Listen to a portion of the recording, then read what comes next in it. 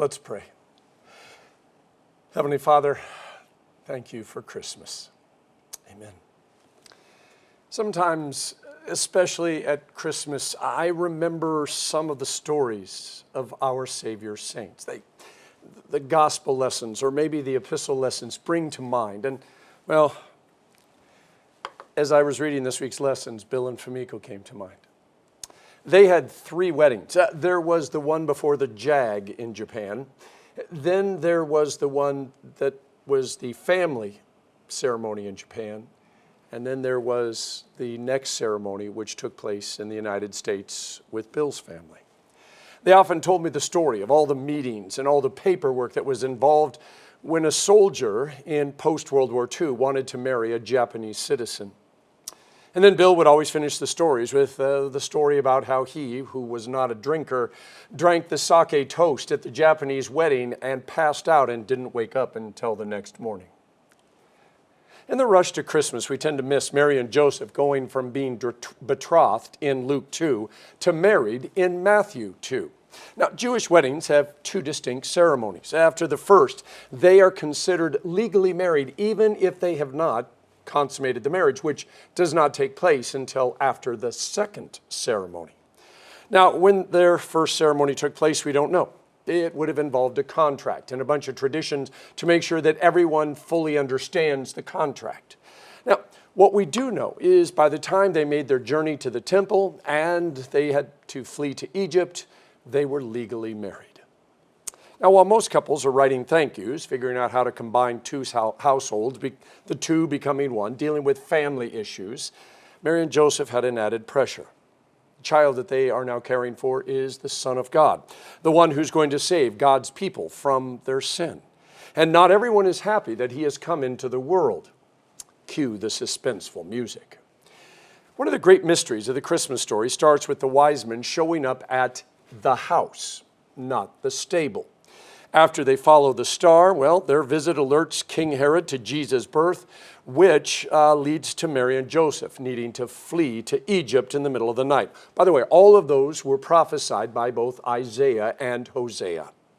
Today's gospel has Mary and Joseph visiting the temple on the 40th day after Jesus' birth to perform the required sacrifices and traditions that are required in Exodus chapter 13, verse 2. Now mix this with Luke's statement that after they'd accomplished everything according to the law, they returned home to Galilee and their home in Nazareth, where the boy Jesus grew up strong and wise. By the way, that's another prophecy about him being called a Nazarene. That's where we have a bit of a conundrum, because rather than speculate whether they fled to Egypt only for a couple of days and stopped by the temple on their way home for the 40th day celebration and ceremonies, I'll leave that to the academics who spend all their days juggling such things. See, the Gospels are not exhaustive.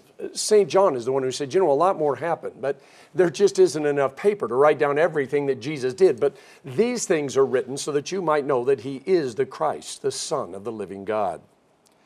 So both the flight to Egypt and the temple ceremonies were prophesied and necessary, and I believe they took place. And when I get to heaven, God will show me how it all worked. See, Jesus would have been circumcised on the 8th day. That would have taken place in Bethlehem, performed by the local rabbi. Then 40 days after he was born, the law required them to journey to the temple where a sacrifice would take place, dedicating him both as the firstborn child, a male, but also Mary needing to make a sacrifice in the rite of purification. You can read all about this, like I said, in the book of Exodus, Deuteronomy, and all those other places where they go exhaustively into all the traditions and laws that are required. The walk from Bethlehem to Jerusalem only takes about 2 to 3 hours. It's only 7 miles, so even though she's probably recovered enough that they would have made it in a fairly good amount of time. For the past 39 days, they were getting used to being parents. They finally had found a place to live in, hence why the wise men found him in a house and not the stable. And they had been dealing with all the religious and secular requirements. After all, they are now husband and wife, and they have a baby to take care of. Now, if you have kids, what expectations did you have for the first month or 2 of your children's life? What were the things that you had to deal with? What were the changes that you had to make? What expectations did others put on you? When somebody gets married, what changes are required? I mean, what are all the things that have to be done? I mean, changing names and passports, driver's license, those are things Mary and Joseph didn't have to worry about. But there were a lot of other things that both the Roman government and the Jewish church required of them. They haven't even had time for a real honeymoon because I don't think fleeing to Egypt counts. I've always wondered if Jesus really had a halo around his head like in all those famous paintings, or if there was something about him that set him apart from all the other babies. I mean, there is that Christmas song, "The little Lord Jesus, no crying he makes." Even though that's the kind of child every mother and father want, Hebrews 4 says that he was just like us, except without sin. I don't equate crying with sin. And so, while some say it is sacrilegious, I'm pretty sure that he cried and had a few diaper blowouts as well. Now, Jesus got born in a manger, and I doubt that God had Martha Stewart go in and clean it up and redecorate it before Mary and Joseph arrived and the baby was born. Then I think the statement there is very clear. God is not afraid of the mess that we have made of our lives and the mess that we have made of our world. Getting born in a manger is saying, I can deal with this and I can deal with you. Now, normally the events at the temple are underwhelming. The priest asks for your offering, gives a short blessing, and then it's next, and the attendant shovels you out the door. I mean, thousands of people come every day for these various ceremonies. There just isn't enough time to make them personal. But as Mary and Joseph are getting ready to leave the temple, and most likely head back to Bethlehem and probably gather up their things where they thought they were going to head back to Nazareth, this elderly couple, well, they're not really a couple. It's an elderly man and an elderly woman. They walk up and they start singing and prophesying. Now, normally when I'm in a tourist area and somebody volunteers to help me or guide me or tell me something special about the place I'm in, I immediately say, no, thank you. Because they often have their hand out or in your back pocket or your purse, helping themselves to your money. But Simeon and Aiea have been in the temple for years. They've been waiting for this particular day. And evidently God didn't tell them exactly when it would take place. But somehow they knew that this particular baby, well, he was the one. So 32 years ago, Nancy and I walked across the street to Polymomy Hospital for lunch. They had an excellent curry dish. We arrived just as a bus pulled up, and it had an entire bus full of Japanese nurses that were coming to take tours of the hospital and learn about the medicine that was practiced there. They saw our cute blonde-haired little girl and they all wanted their picture with her. Passing her from nurse to nurse, they would smile and then they would touch her hair and they would giggle and laugh. Nancy and I were a little bit nervous, but they were nurses and I was the hospital volunteer chaplain. And by the way, the guy who was there from the hospital to make sure everything went well, he was smiling and giving me a thumbs up, telling me everything was okay. Simeon doesn't appear to ask permission, just scoops up the baby and starts singing praises to God. Simeon was not one of the designated temple priests. He was just somebody in the crowd. And in a moment that would be right at home in the old movie musicals, Simeon began to sing, "Okay, God, I'm ready to come home now. You kept your promise and you let me see the Savior. He's not only here for my people, but he came to save the whole world." Bonhoeffer in his book Life Together states Christian communities do not exist in the truest sense of the word. Because churches and communities are made up of sinners. No matter how hard we try, we are going to mess things up. And so these communities that we create as Christians aren't very Christian in that true sense of the word. And it is often our attempts to make it a pure, perfect community that does the most damage. Bonhoeffer's quote is this. He said, "The person who loves their dream of community will destroy community, but the person who loves those around him will create community." This leads us to our only hope of a Christ-centered community, one that declares with Simeon, guided by the Holy Spirit and the Word of God, that we recognize that the Savior that God sent to us is the one who came to save us, not only from the sins of the world, but also from ourselves. We also recognize that the wafer in our hand at Holy Communion, well, it's no different than the baby Jesus that rested in the arms of Mary. Jesus really is the Word incarnate. He is Emmanuel, God with us. What Simeon was celebrating was the fulfillment of God's promise, a promise that had sustained him his whole life and had promised him a life eternal with God. So another story from one of our Savior's saints. Tom was a sergeant in the 25th Infantry in World War II. He arrived with the 442nd Combat Team in Dachau, Germany, April 29, 1944. Tom was a supply sergeant. He was tasked with feeding, clothing, and providing for the hundreds of Holocaust survivors who were more dead than alive. He told me the stories many times, but just a few days before he died, he told them to me again.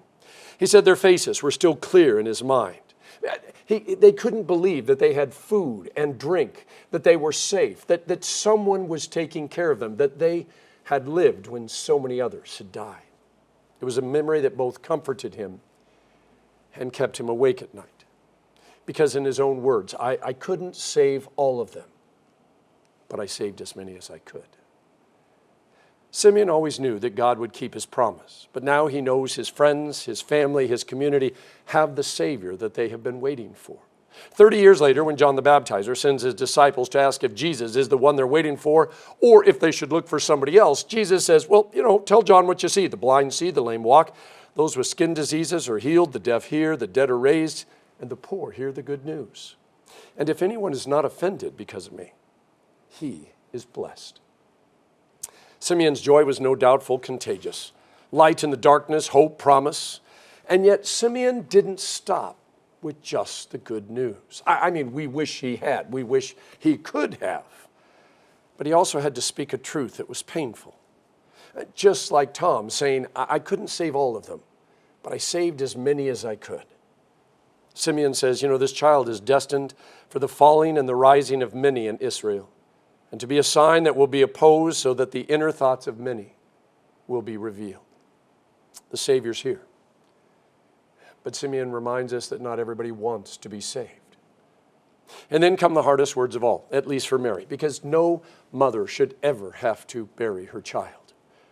Over the past 34 years, we've had a few moms who were told long before their baby was born, I'm so sorry, but your baby at best is going to live a few hours, maybe a few days, at the outermost a few weeks. Their funerals were heart-wrenching. Even though they knew their little ones were in the arms of Jesus, comfort was not easy to be found. So Michelangelo did a sculpture. It's called the Pieta. I didn't even know it existed until a friend of mine who got to see it posted a picture on Facebook. And the Pieta, by the way, is Mary, much older now, of course, holding her son, pierced, striped, crucified, and dead. No longer a baby, the prophecy of Simeon, and a sword will pierce your soul too, Mary, was fulfilled. And here's where this passage gets very personal. We are Simeon. Our names and lives may be different. Our culture, our language, our needs, our wants, nothing like the temple in 3 BC. But we are also waiting for a Savior. It's why we're here.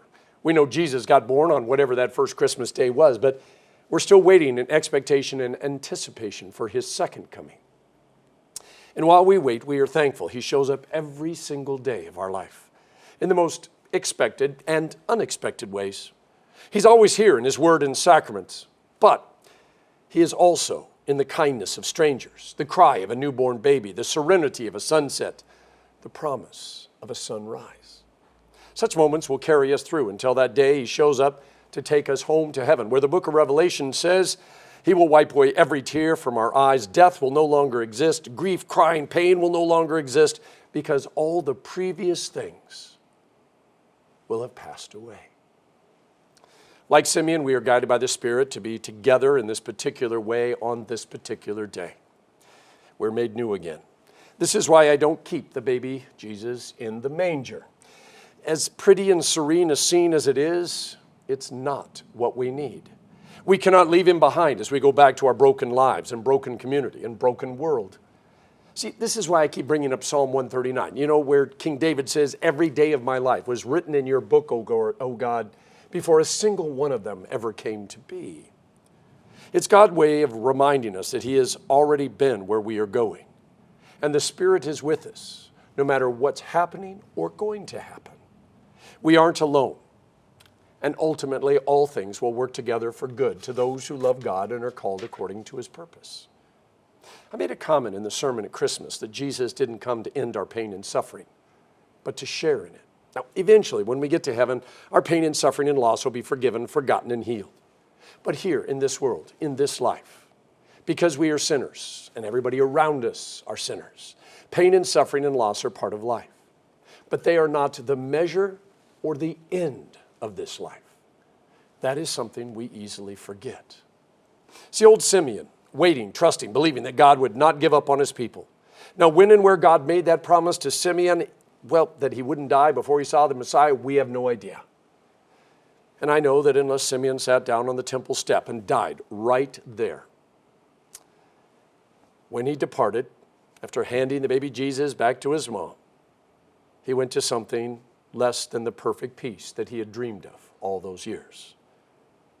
And yet he had hope, because light had come into the darkness, and the darkness was pushing back, and that's all he needed.